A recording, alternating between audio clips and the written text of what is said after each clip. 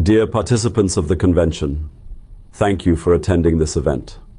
With Israel's brutal assault on the people of Gaza, slaughtering of thousands of children, women, journalists, doctors, effectively a genocide of the Palestinians, disturbance in international maritime waters, and continued war in Ukraine, the world is heading towards a grave international crisis.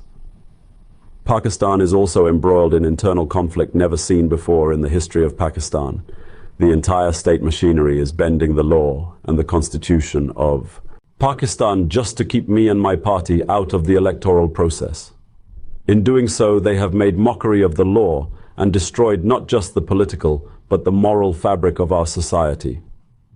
It started when the military establishment became agitated with my push for an independent foreign policy.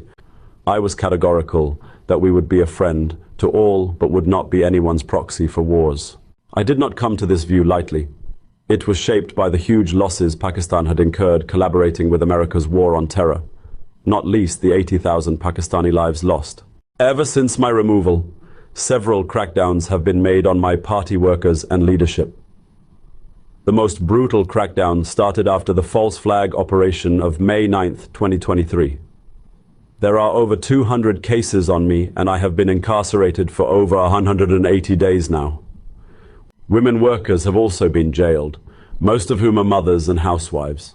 This scale and nature of the state's attack on women has never been seen in our country. Under the grand scheme hatched in London, I and my party are to be kept out of the electoral process. When all else backfired, now through a botched judicial process, our election symbol has also been taken away, leaving our candidates to run as independents under hundreds of different symbols. This continued political disturbance in our country has wrecked the economy and alienated our regional friends. During my time, we devised a foreign policy based on regional economic connectivity. We were aggressively pursuing this vision via reaching out CIS states, Russia, and renewed relationship with China. We offered facilitation to bring Iran and Yemen closer to Saudi Arabia. In my UN General Assembly speech, I explained to the world the importance of Prophet Muhammad, peace be upon him, for Muslim Ummah and helped introduce the UN General Assembly resolution that has established 15th March as an international day against Islamophobia. We facilitated US and Afghanistan for Doha talks for a peaceful exit of US from Afghanistan. But due to sudden exit of Ghani regime, things quickly deteriorated and we saw chaotic scenes of US withdrawal. I am told that at certain level Biden administration blames me for the messy US withdrawal, but this is far from the truth. Our government policy vision was regional economic connectivity. I extended my friendship hand to India in the very first speech after winning the elections, but at every point RSS-led Modi regime shut us down.